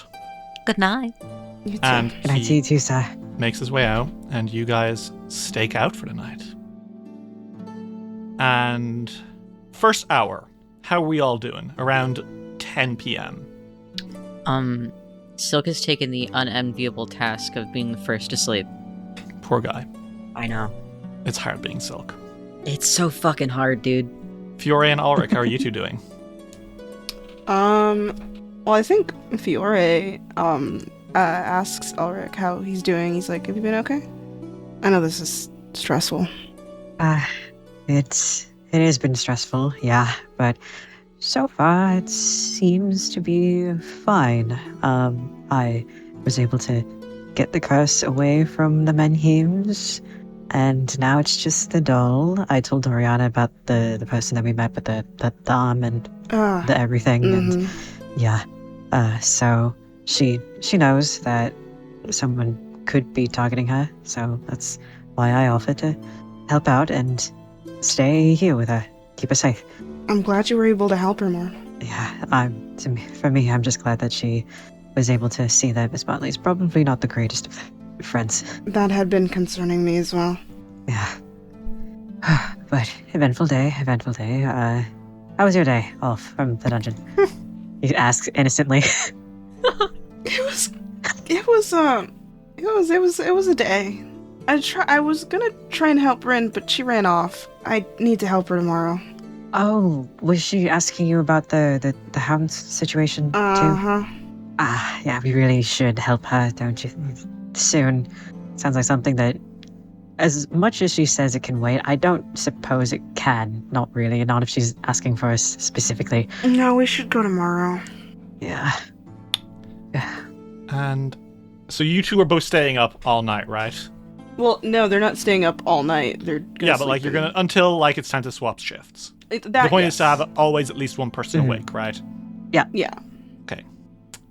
I'd like both of you to make me a will save. What the fuck? Sure, the world can be. The world sure can be like that. And what level are you guys now? Oh, God, but What a horrible question. That's a very scary question to ask. We're level 7. Yeah. Okay. The night continues. That's a horrible follow-up. And at some point, you don't know when, but at some point, you both fall into a deep slumber. Silk and Fiore, the two of you rest easily. But Ulrich, your sleep, you wake up and you don't know what exactly is happening, because one moment you are awake and the next you catch yourself waking up, you know? Mm-hmm. And you rub your eyes a little bit and you look around and you notice that both Silk and Fiore are fast asleep, and you were asleep too. First of all, he curses under his breath. Secondly, he checks for the ruby immediately. What ruby? Fuck. Ulrich tiptoes into Doriana. Tiptoes and checks to see Doriana. Do you want to make me a perception check? Yeah, I do. Ulrich, you get up and you start creeping towards Doriana's room when you hear something just around the corner. And it's the creak of a floorboard.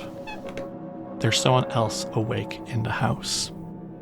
Ulrich grabs his knife and sneaks to check. Do you want to make me a stealth check? I do. And I shall hope that this is a good check. Okay. You creep around the corner with your knife in hand, and you see a figure walking down the corridor. It is a figure wearing silken pajamas and a little nightcap. It's Osef Menhims, and he's walking back to his bedroom. Ulrich is checking his immediate surroundings. You are basically poking around the corner, looking down the corridor towards Mayor Menhim's bedroom. He is walking, he has his back to you, he's walking away from this place. Is Doriana's room in this hallway? Doriana's room is behind you, but for him to be walking down this way, he has to have had passed it. I think Ulrich sneaks forward to follow him. The mayor walks into his bedroom and closes it behind him. I think Ulrich goes back towards Doriana's room and checks on her. She is deep asleep, twitching a little bit. And where is the doll? The doll is right in her arms with a big bulge in its tummy. Shit. Do you want to make me a detect magic check? Detect? Yeah, I'll do that. There's a magic effect on Doriana. Is it the... You'll never guess, but it seems like someone's put a curse on her. God damn it. What do you do? Can Ulrich do the fucking Cleanse Affliction again? Absolutely. Cast me Cleanse Affliction. A 34? Yeah, that easily gets rid of it. You counteract the actual hell out of this spell. And with a white flash, Outcast Curse is no longer affecting her. The last thing... Ulrich is really pushing his fucking luck here. Can he try to sleight of hand or fucking thievery this thing out of the doll again. I don't think you even need to make a thievery check. You gently touch it like you're about to, but she seems completely and utterly unconscious. Okay. Like, you could throw a dance party in here, she would not wake up. Dang. You gently take the doll from her hands, and you open it. And I want you to make me another will save.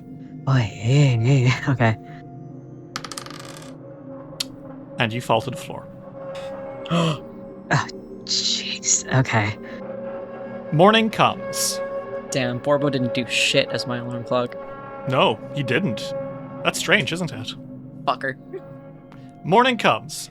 Ulrich, you come to as bright light starts to kind of filter through. And you kind of like furrow your brow a little bit.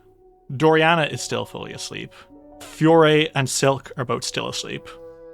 And I think you hear the sir from the butler, who's looking down at you with a kind of confused face. Did you mean to sleep on the floor here? And he jerks awake. Oh, what? Oh, sorry, I was just checking on her. I guess I fell asleep. Well, she seems to be doing quite well. And he kind of gestures. She's still fucking zonked the fuck out, like outsies, you know? That she is. Glad she's sleeping soundly. And he kind of gives you a look before making his way out of there. What do you do? Oh my god, no way. What's up? I know what you did. Ulrich, what do you do? You woke up and that sucks. Ulrich goes to Silk and Fiore and checks on them. Silk and Fiore, you two wake up, and you are both immediately quite taken aback. And I'm going to DM both of you why. I don't like that noise. Silk like stands up and grabs Ulrich's face. That's like a really, really mean prank, right? Like you did that? What are you talking about? Darling, there's something on your face. Oh, what? Well... There's a mirror. He checks the mirror. Ulrich, you approach the mirror, and written on your forehead are a pair of words. It's backwards, so you're not able to see it very well at first, but when you squint closer, you are able to translate what the two words drawn in charcoal on your forehead are. She's mine. I think this pisses off Ulrich more than anything. Not the fact that it was like words written on his face, like "oh haha prank." I drew a fucking mustache on your face with a charcoal. And there's also a giant penis on your cheek. No. But more so just like over my fucking dead body. What do you guys do? Did you stay up all night? I'm sorry, but Borbo didn't wake me up. Speaking of impressive. I don't remember falling asleep. I didn't either. I woke up in the middle of the night. I checked to see if the ruby was still in my pocket, and it wasn't. Then I checked to see if Doriana was still awake and to see if I could get the ruby back. Then I saw Mayor Menheim's walking down the hallway back to his room. I'm not sure if he was the one who took the ruby, but Doriana did say something about her father, not about someone, a man's figure, in her room, putting the ruby back in, and to quote, it seemed like my father but didn't feel like him. But you said that he has no curse on him. Is he possessed? That could be it. Well, when I checked to see Doriana last night, and I saw that the ruby was back in there, first I had to check and see Outcast Curse was on her again. What the hell? So I cleansed it, then I tried to take the ruby out again, and I fell asleep then and there. I was woken up by the butler. Perhaps it was the mayor we needed to keep check on. Possibly. I don't know. Is there any spell that can control people when they're asleep? When you sleep.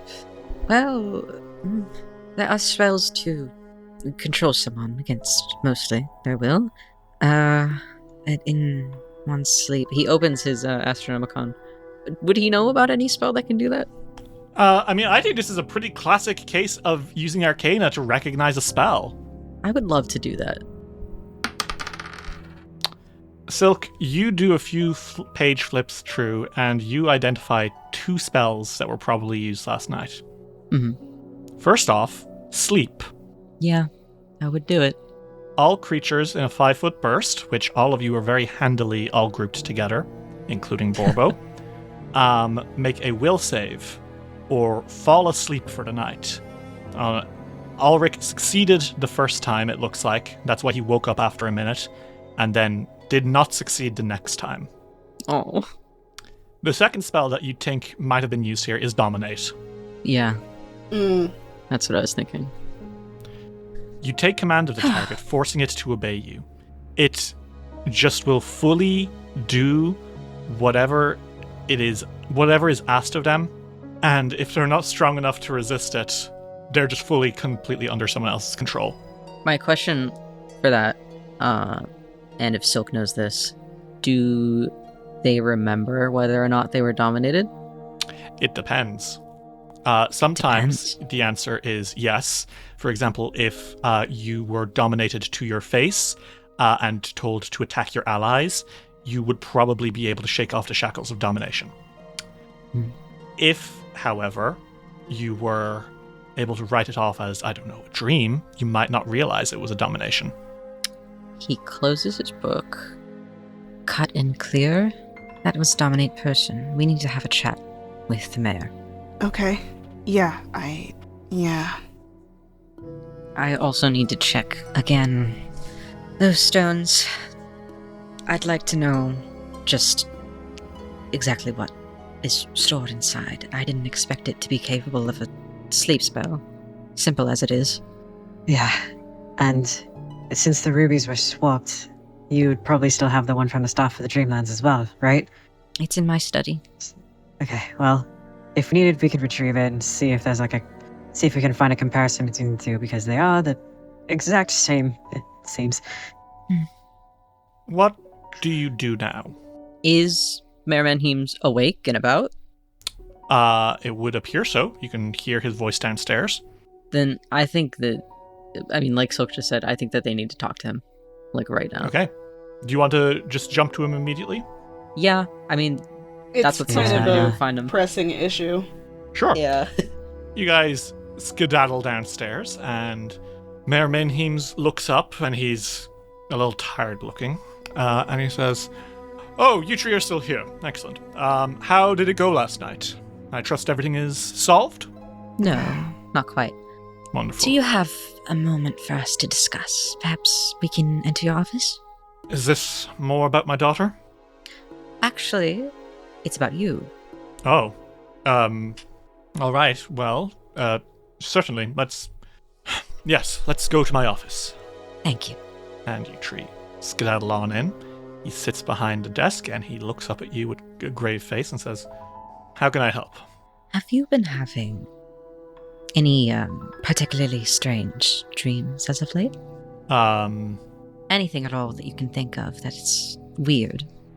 And I think he furrows his brow a little bit, and he says, "How did you know?" We can get to that. Could you describe them for me, please? Well, they're not important. Let's pretend they are. It was when we did renovations on the manor. It was a little while into Doriana's childhood. Her mother, my first wife, she passed away shortly after Doriana was born, and it was about the second anniversary I decided to do some renovations around the manor. Stuff she'd always said she wanted. Improvements. fixing a clock here, redoing a wall there. I've been dreaming about that rather a lot recently. So, your dreams include walking around the house and maybe perhaps picking things up and putting them in other places or fixing something, right? Yes, more or less. Have you ever sleepwalked before? No. No. I would like you to listen to me, and I would like for you to stay calm, as much as that statement might put you on edge. Mm-hmm. I am under the firm belief that you have been, let's say, affected by a dominate person spell. His brow's gonna fuck up. I'll be to the point. Ulrich saw you last night, walking around the house. What? Excuse me? He looks at you, Ulrich? There has been... He is trying to choose his words incredibly carefully. We are aware that this is your home. Definitely. 100%. And that you can do things as you like here. Like walking around your own hallways. That I understand that for sure. But... he really doesn't want to throw Doriana under the bus. Mm-hmm. I tried getting your attention, and you just kept walking. You're certain of this? Certain. And what's doing this? And why? Before he even says anything, Ulrich is detecting magic right now. Yeah, dude, he's cursed as shit! That's why he's been so grumpy. You clicked that together very quick. He furrows his brow, because, like, detect magic, you do have to, like, kind of wave your hands around and stuff. He furrows his brow. He doesn't comment on it, but he's definitely, like, a little on edge. Would I have been able to get back my 4th rank spells? Yeah, you've been able to do your daily preparations. Okay, cool. So, as... there has been a curse put on this house. Outcast curse, to be completely honest. And it has been affecting your family and you. It's because of my daughter, isn't it? Sir, I can cleanse it. Okay. And I can get rid of it. And once I do, will you please listen to what we have to say? Okay. Okay. And Ulrich does a Cleanse Affliction again. Make me your 3rd Cleanse Affliction of the session, my boy! Oh Dance for me! Dance! I was almost in that 20. Yeah, that works. You are able to cleanse it. Okay. He flinches a little bit, and then he furrows his brow and says, "Oh my word, that is a weight. You're telling the truth, aren't you?" Yes. Very much. So what do we do about it? Well, now that you are not under the curse, you will not be completely angry when I tell you this. Something is haunting Doriana. Now, we are trying to get to the bottom of it. Absolutely. Which is why we stayed the night, and why we asked you about your sleepwalking, and why we confronted you in the first place. It is an incredibly touchy situation, because she has been holding on to Miss Motley a lot, ever since she found her. Recently, she believes Miss Motley not to be as good of a friend as she thought, which is a relief, but it's only a first step. Okay. We should not throw it out, per se, because it would just drive her away. We don't want to drive her away. That's why Outcast Curse that's why the weight on you has been negatively affecting you, because it also negatively affects her and her safety here. So that way she can think that it's okay for her to just leave, because no one here wants her around. Someone wants to keep her all for herself, and he puts his hood back slightly and shows his forehead. Ah, he says, a little bit concerned. What do we do about this? Well, we know that inside the doll there is a ruby that keeps, for some reason, finding its way back in there. Yes. And one night, she said that she was pretending to be asleep, but a previous ruby that we had slipped in there from my Staff of the Dreamlands was swapped, and she said that she thought she thought she saw you, but it didn't feel like it was you. The ruby. Hence, she saw you. I say this in quotes because you were under a dominate spell. She saw you swap the rubies, so the staff of the Dreamlands ruby was taken out, and the evil one was put back in. And last night, I had the ruby in my pocket. When I woke up and realized that I fell asleep, immediately I checked my pocket and it wasn't in there. So I went to the hallway. I saw you walking down the hallway. Immediately went to go try to get your attention. Immediately went to go check Doriana. Then the ruby was in there. So it's either something that fuels Miss Motley, or it's the thing that whatever is trying to take her away from here is using as a, I guess, point of entry for her. Part of me thinks to take the ruby away and, like, I don't know, maybe the three of us could just take it and we could take it with us when we're in the dungeon or something. I don't know if destroying it is a good idea. He looks at Silk and Fiore. It's a process. It's a business. Usually with this sort of stuff, I defer to my parents. They know more about actual magic than I do. Perhaps we ought to go to the temple then. I think the three of you are doing very well, but perhaps having divine protection might be... Maybe we should be taking her to the Dawnflower Temple and letting her sleep there for a while instead. I would say that I do think that that is a good idea. I don't think she's safe in this house. the clerics there they were a lot of help to me when I first got here. And obviously my parents. Okay. The Serenites are good people. They can take care of my daughter. I'm sorry, I've been a terrible father to her, I feel. You couldn't have known. If you do feel different, and you do notice that you feel angry or irritable more so than often, you should also maybe visit the temple. Or Ulrich. Perhaps I should be getting my daily blessings there. You're always good welcome. idea. Is this something... He kind of looks to you, Fiore. Is this something you think that the Serenites could do? I definitely think so. I've seen firsthand, and also, I was cursed with lycanthropy once. His eyes practically pop out of his It's okay. his It eye- never head. actually happened. It's okay. It never actually happened. I got it uncursed very fast. One of the heroes of Otari being cursed would be most disruptive. But I've seen firsthand them. My mama has personally helped deal with curses. Okay. Thank you, all three of you. You, I don't know what we'd do without you. I'm just doing my best for this town. And he kind of looks around at you guys and says, "So, you'll take the ruby and we'll take her to the Church of Sarenrae? Yeah, Good that sounds plan. like a good idea. Yes. This has to be because of the dungeon, surely." I definitely think it has something to do with it. I would be willing to bet, and I will exterminate it as soon as possible. Okay. We're doing Thank our you. best. I'll wake up Doriana and get to it. Thank you. And I think he gets up and he calls out to the butler and says, "Cancel my appointments for today. We have to deal with some family matters." Oh, so sweet. He really is trying. It's just He's unfortunate. Just a dad. It's unfortunate that so is Miss Motley. Yeah.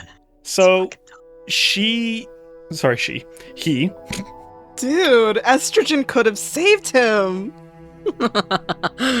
Menhims, you see Mayor Menhims waking up Doriana and holding her. I say waking up, she is still fully conked out in his arms. Oh. Miss Menhims, who is a much quieter woman, you have not really spoken to her at all. She is a pale woman with very long, straight hair. You understand that she is Doriana's stepmother. She's very, very meek. She makes her way out of there and follows her husband and Doriana as they make their way to check into the temple for a few days. What do you guys do? Well, Fiore turns to the others and he's like, I'll make sure to check on them every day too. Thank goodness. And of course, the temple is always open to you too, for serious and whatever reasons. Noted. I'm just glad that they're able to be safe there too. Ulrich immediately goes to get the fucking ruby.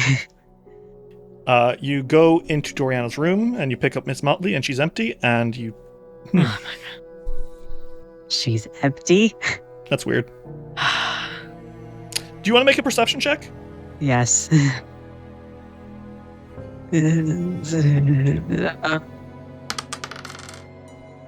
Okay. Ulrich, you notice something before you... Like, as you look around, like, oh, fuck, where is it? You see some dust that's been disturbed. One of the floorboards. It looks like it's been moved. And you quickly get to your knees and pry it open. And under the floorboards is the ruby and a piece of black charcoal. What the fuck? That raggedy little bitch. Oh my god. That slippery fish.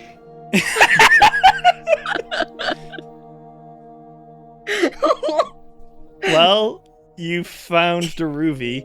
This would have been much more difficult if there were other people around, but you were able to basically push everyone out and take longer to look around. So, congrats. Yay. Having a normal one today, you guys. How are you all doing? Wow. I'm sure Ulrich's got some fucking feelings to let out. Well, when he comes back, he does have the piece of charcoal. He does have the ruby, it's in his pocket, and then he does have the piece of charcoal that is in his hand. And he comes back to the others. Usually his face is red because it's blushing, but now it's anger. And he goes, I swear to God, once that doll is completely gone from her grasp, I'm ripping it to shreds myself. I don't blame you. I'm not gonna stop you. The charcoal is crumbling in his hands, by the way. Where did you find that? The floorboards. The floorboards? Yeah, it was in her room. It was on some floorboards and everything. The ruby was in there as well. Interesting. Don't know who else would be trying to hide it unless Doriana was sleepwalking, but... Something physically accessed it. Yep, well, okay, so who was with us at the time? So, while we were talking to the mayor, it was the four of us in his office. Would you like to make a perception check to see if you can figure it out? Okay. Because I don't think it'll be too hard. It's the fucking butler. The butler did it! The butler did it. Like Butler, the mom, Doriana herself. It's like one of those old-timey mystery novels. Ulrich, you get the sense that what happened was last night, you and Fiore were keeping watch, and then we're doing this like fucking Detective Conan putting the mystery together at the end. Last night, you and Fiore were keeping watch when all four of you, including Borbo, were hit by a sleep spell. Mayor Menhims was then dominated to go in and put the ruby back in Doriana's toy, and then leave. At some point, Outcast Curse is cast. However, you did not fall asleep for the duration. You woke up. You saw Mayor Menhims going back into his room, and Doriana, you went back to Doriana to get the ruby out. A second sleep spell was cast on you. Mayor Menhims probably went back into the room, took the ruby and hid it under the floorboard, wrote "She's mine" on your forehead, and then put the charcoal in under there as well. Cast Outcast Curse again, and left. Busy night. Yeah. You get the sense that maybe that person was really frustrated by you waking up and undoing the work. Mayor Menhims isn't guilty by any means. It's just that is. Though, that being said, you don't know that you can cast spells through someone else, so you don't know how those spells were cast. Well, Ulrich with big eyes looks at is the resident spell expert. Sweetheart. Yes, my love. Do you suppose that someone could, say, with a dominate spell, cast spells through another person? Well, I've never tried it, but I. Do you want to make me an Arcana check? Yes. Okay. Silk, you are aware that is extremely unlikely.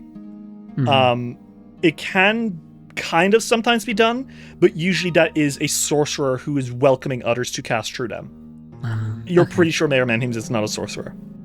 He's like crossing his arms thinking about it, and he's like, unless he's an all-powerful sorcerer and we didn't know, then no, it's not very possible of a situation. Dominate person's actions, not casting. So then who keeps casting the outcast cast? Derry, can any spell be like bound to like a wand? What do you mean? Like wands that have spells stored inside them, can it be any spell? Yes, you know this to be true. Okay. He might have a spell wand stashed somewhere, possibly, with that curse inside of it. But I'm not so sure he would remember where it is, and I don't know if they'd appreciate us rooting through the manor. But that's just one possibility. I think it's the most plausible, but it could always be something else entirely. Unfortunately, I'm not omniscient. Yet. What? A jest. Yeah, I'm not sure I believe you're joking. You are, however, incredibly smart, and you're very, very helpful in in me figuring out the magics of this situation. I appreciate you very dearly. Does Ulrich still have the thing written on their head? He probably forgot, I'll be honest.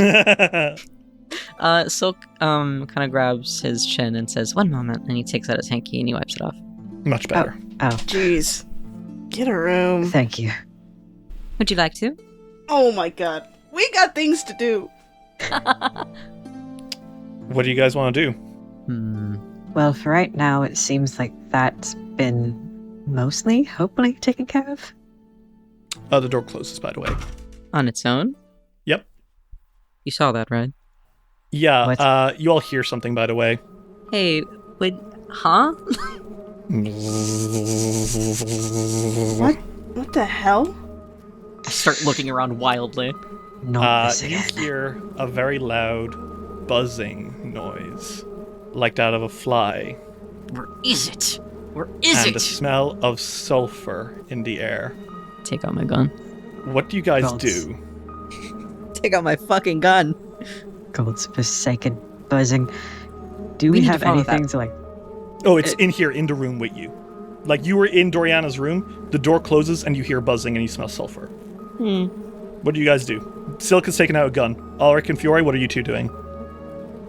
I think Fiore is going to try and, I think he's literally going to try and see if just focusing on it can help him figure out what that is, where it's coming from.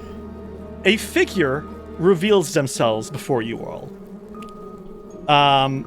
Half fly, half pudgy baby. A familiar face appears in the air in front of you. You My motherfucker. fucking god. This bitch. And you hear a cackle. And it is followed by foolish mortals, you have found yourselves once again in facing off against Zuzlarin, the Zebub. And indeed, it is the Zebub devil Zuzlarin, who you have met before. Do you remember that guy? You guys recall this dude? Oh, I remember him. Oh, I remember this guy. Begin to tremble before me. Ah! I cast lightning bolt. Yeah, I saw the fucking lightning bolt charging up on the screen. That was genuinely frightening. He has to make a reflex save. That is a failure. He will take full damage. Roll me that damage. Oh fuck, I did it secretly. How much is it? That's 29 damage. He's got 1 HP left. Oh my god. Silk, you pull the trigger and he shrieks, and the next thing you see is he fucking says, "Ah!" and he fucking teleports away. He's gone. Ah, shit. Well, we know what the buzzing is. What'd you fucking guys do? Next time, it's only going to be one shot. Your reflexes are incredible, Silk. Like, I'm not a fan pity of your bugs. enemies. I'm not surprised by that. Who's incredibly injured. How far do you think he went? You hear words in your heads, and you can pretty immediately identify this as the message spell, which means he's probably within 500 feet. Yeah. And he says, "Yeah! What? Why? What do you mean, why? I wasn't going to start a fight. Why'd you guys keep attacking me when I first meet you? It's not fair." Come back here. No, I'm not. You're gonna kill me. If you I'm not. We're not. If you come back, I will not let Silk attack you unless you threaten us. I don't know that I trust that. I mean, you are a champion of Goody Two-Shoes Sun Lady, so I guess I have to. He's looking at Silk like, please, I'm begging you, we need to talk to him. He holsters his gun. We need Okay, to talk. I guess I have to be in front of you for this to work anyway. But just know that if I die, you're going to be missing out on a really important deal. Just come here before I change my mind. There's a zoomp of hellish energy and appearing in front of you with that same eggy smell that you fucking smelt in the woods already. You fucking knew it. And that buzzing noise that's been following you. Like, it has 100% been following you for the last week and a half. A little longer at this point, honestly. Nearly 2 weeks. He, basically, ever since you killed Volok, he reappears in front of you and says, "I thought we had kind of a rapport going on." You showed up in this place. This is not our home, by the way. Yes, I know it's not your And home. It's the Menhins. You come in and say, you acted pretty threatening. And You think so? Uh-huh. Yes. Not that I wasn't scared of you, but it was a threatening kind of vibe. Okay. Wow. Also in the middle of trying to solve something that's going on to someone we very much care about. So this better be good. Oh, trust me. It's very good. And I better get an apology for all the spying that you've been done. Don't think I haven't thought of you. You noticed? Of course I noticed. It's hard not to, any fucking reek. What was that? I didn't say anything. Oh, you actually did, Master. Basically, It's okay. Don't worry about it. Anyway, the point is, last we spoke together, I was in quite a bind due to my missing contract. Yeah, you're welcome, by the way. Oh, well, you didn't fix shit! Oh, right. Remember? Jerk. Well, Anyway. I mean, you wouldn't have realized if we didn't talk to you. So we really did fix shit. No, you did not. Anyway, the point is, my contract has been updated, and I will soon be set free. All that matters now is I must hold up my end of the bargain, and then I will be sent back home. Well, then what's your bargain? Oh, my bargain is not with you. It is already complete. And What did you do? what was that? I was sent to deliver you a message. Uh-huh. And you've been sneaking around, spying on us for the past 2 weeks just so you could send us a message. Well, I had previous parts of my deal to uphold. Again, I would like to know what those are. I was stalking you. We know. Yeah. That's it. And That's it. I was asked to find out what kind of people you are, and by now, I'm pretty sure I understand. People we are. Yes. Before entering negotiations, you must know the other party. Are you negotiating with us on behalf of someone else? Oh, no. I'm just delivering a message. Alright, let's From get to the who? message then. What is it? Well, touch my hand. And he reaches out a pudgy little baby hand. I'm feeling touch so much deja vu. Don't touch I'll Do that. you do it. recall? Do you recall? I can bring forth visions to those who touch me. And my client, as it were, would like to have a word. And by now, he's fairly certain that he'll be willing to listen. he Touch my hand. Let's... Yes. And you can all touch this time. Just be aware this isn't a conversation. It's a recording. Uh-huh. Touch my hand. Do I have to And do it I- directly? Yes. Why? What's the problem? I don't want to. The feeling is mutual, elf boy.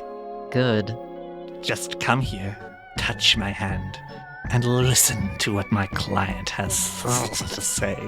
And when you do so, you'll free me and I'll be able to go back to hell. And I'll never have to come to this disgusting plane again. Not a fan of the mortal realm. Too green. You don't like the Tough plants? mix. I thought the dungeon was flat enough, but the plants, they're worse. I take offense to that. Well, if you had a few bone spires and flesh pits and the screams of the damned instead of these wretched bird songs. Yeah, well, that You're would in suck. the wrong and life country would for that. suck. Actually, Personal there's... preference, I suppose. Yeah, there's... Perhaps you Ugh. should vacation Gib. That's the He- country word. He waves his hand around. Please, just try Okay, fine. And he reaches out. Still reaches I- a pinky.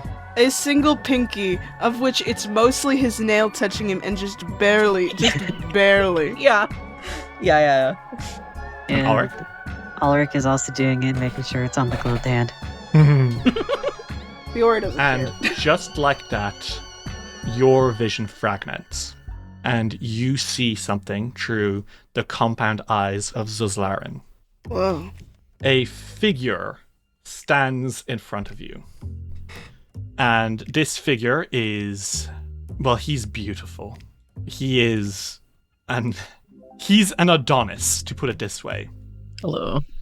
It is just very unfortunate that this Adonis has the horns of a mighty devil. Oh my. He stands maybe 6.5 feet tall. He is muscular, with long, flowing black hair. He has a monocle over one eye, seemingly to help with his reading, and no shirt over his top, and a long, flowing wrap with these beautiful gold intricate designs around his waist. He has a goatee, naturally, some pointed ears, fangs, a set of smaller red horns coming from his red skin, and then curling from his back are about 6 massive black horns.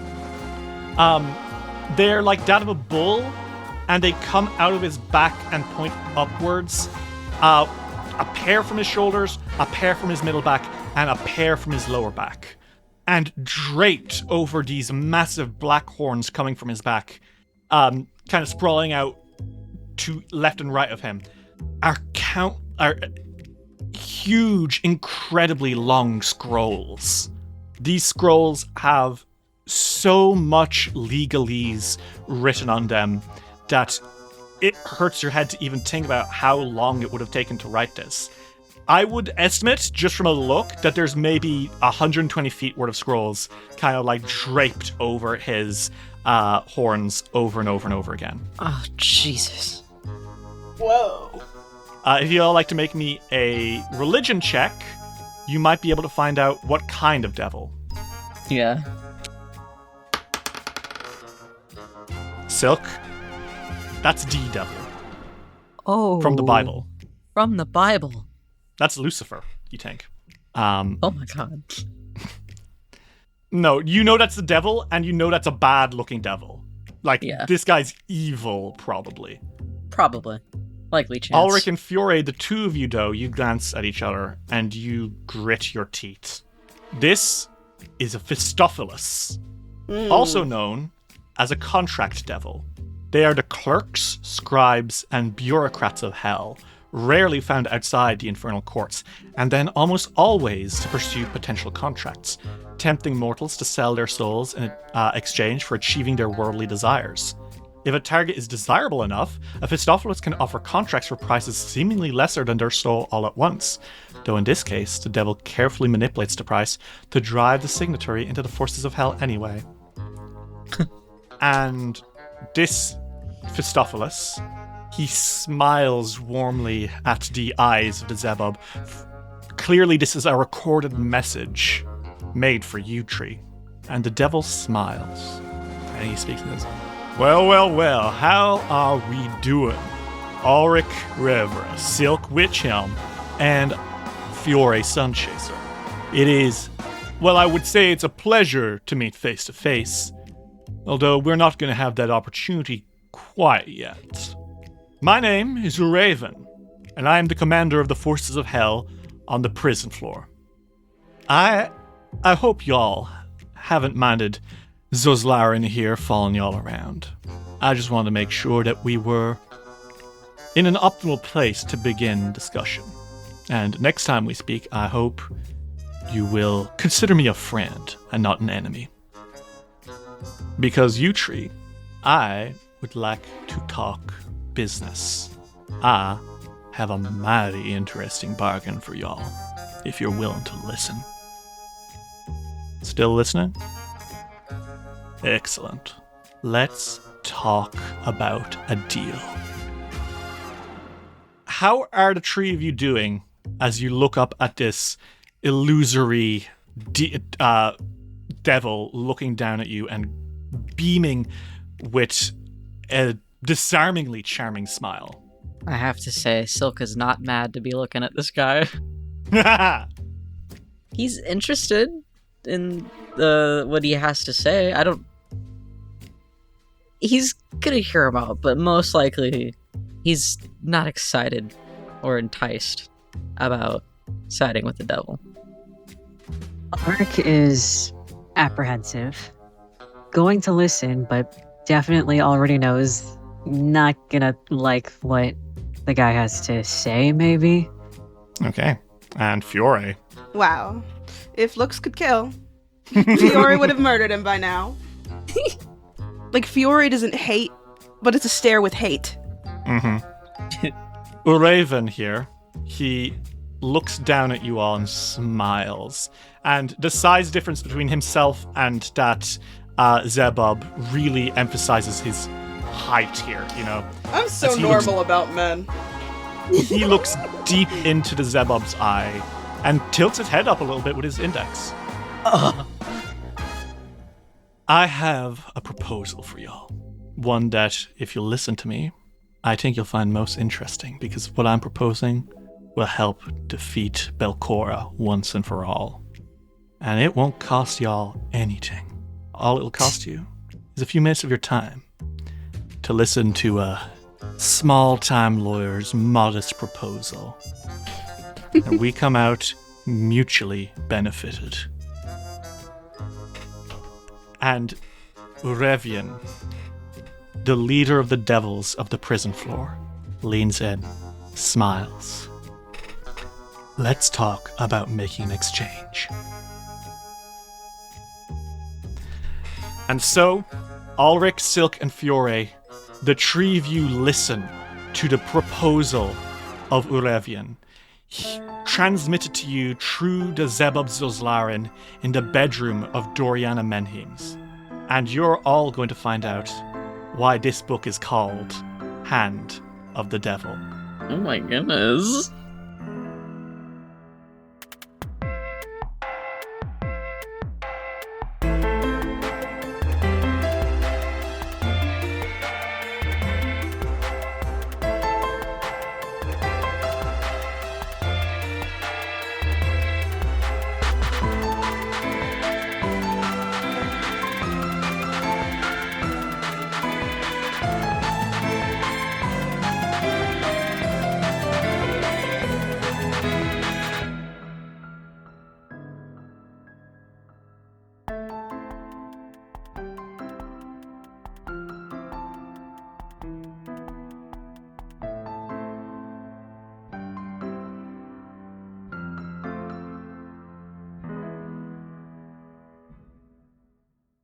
This episode of Dice Will Roll would not have been possible without the support of our patrons.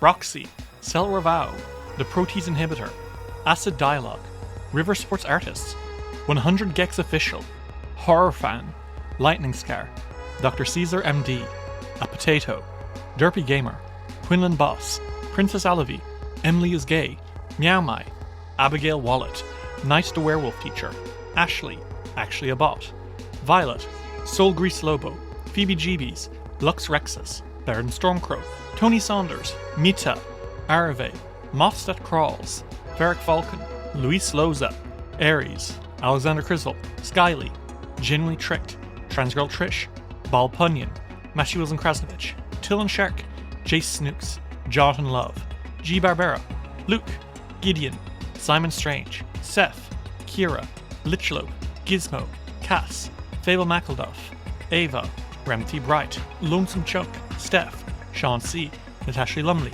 Rhiannon C, Ellie, Kane Kendrick, Sky Evangeline, Triceratops, Anna Maria, Jordan, Emily Derna, John the Bookworm, SS66 Seeker, and Dame Valley the Third. If you'd like to see what you can get for helping us keep it rolling, check out patreon.com/DiceWillRoll today. This show is part of Poderation, the nerdy podcast network. From D&D and video games through to ancient history and books of all genres, we are a group of podcasts all about things you can nerd the heck out about. We are currently looking for new podcasts to join the network, so if you know someone who wants to take their nerdy podcast to the next level, send them to poderation.com to get in touch.